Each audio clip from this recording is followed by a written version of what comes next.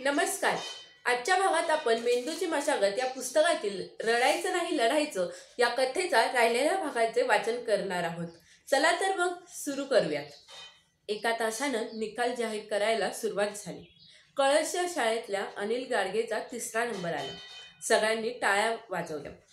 त्यानंतर 2रा नंबर कोणाचा येतोय ह्याच विचारत असताना माझं नाव पुकारलं गेलं आणि माझा 2रा नंबर आला. सगळ्यांनी टाळ्यांचा कडकडाट केला खरा, पण मला पहिल्या नंबरची अपेक्षा होती.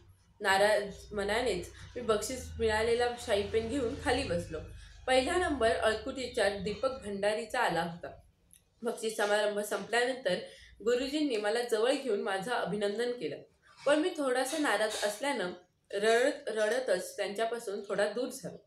तेव्हा ते मला पुन्हा मायेने जवळ घेऊन समजावू लागले, हे बघ, तू जर आत्ता रडत बसलास तर पुढच्या वेळेच्या स्पर्धेला तू सराव करायला कमी पडशील, मनानं खचशील आणि पहिला तर सोड, पुढच्या वेळी 3ऱ्या नंबरवर फेकला जाशील.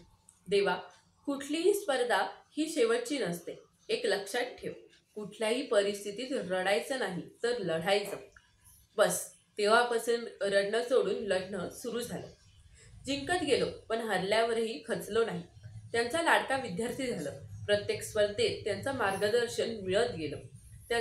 त्यांनी दिलेला सावित्री ज्योती हा पहिल्या पुस्तकाचे वाचन माझ्या जीवनात खूप मोठा बदल घडवून गेला. मी वाचू लागलो, लिहू लागलो, विचार करू लागलो. त्यांच्याकडून अजूनही काही पुस्तकं वाचायला मिळतील का याची नेहमी विचारणा करू लागलो. कधीमधी दिलेलं एखादं पुस्तक रानात गेल्यावर शेळ्यांच्या मागं वाचून काढू लागलो. त्यामुळे मलाही माझ्या जीवनात माझं स्वतःचं पुस्तक लिहिता आलं. 2021 मध्ये त्यांच्या हातात माझा कविता संग्रह ठेवला तेव्हा 1ली ते 7वीचा सगळा भूतकाळ माझ्या डोळ्यातून पाझरून गेला. त्यांच्याही वृद्ध डोळ्यातून अश्रू येऊ लागले. दोघांनाही भावना अनावर झाल्या. त्यांच्या डोळ्यातून उघळणारा आनंद शब्दात न वावणारा होता. कंठ दाटलेल्या स्वरात त्यांनी मला आशीर्वाद दिले. माझ्या हजारो विद्यार्थ्यांमधला एक मुलगा कवी झाला. पुढे जास्त नाही बोलता आलं त्यांना. पुस्तकावरून हात फिरवत तेही भूतकाळात रमून गेले. बराच वेळ त्यांना काहीच सुचेना. त्यांचा हात हातात घेतला तेव्हा ते पुन्हा बोलते झाले. मी आजवर एवढे विद्यार्थी शिकवले, पण त्यातील तू एकमेव असा विद्यार्थी आहे जो अजूनही मला न चुकता भेटायला येतो. हा आनंद माझ्यासाठी नवसंजीवनी आहे. ते बोलत असताना मी काहीच न बोलता प्राथमिक शाळेत शिकताना जसं त्यांचं सगळं बोलणं मन लावून ऐकायचो ना, अगदी तसंच शांतपणे ऐकत राहिलो.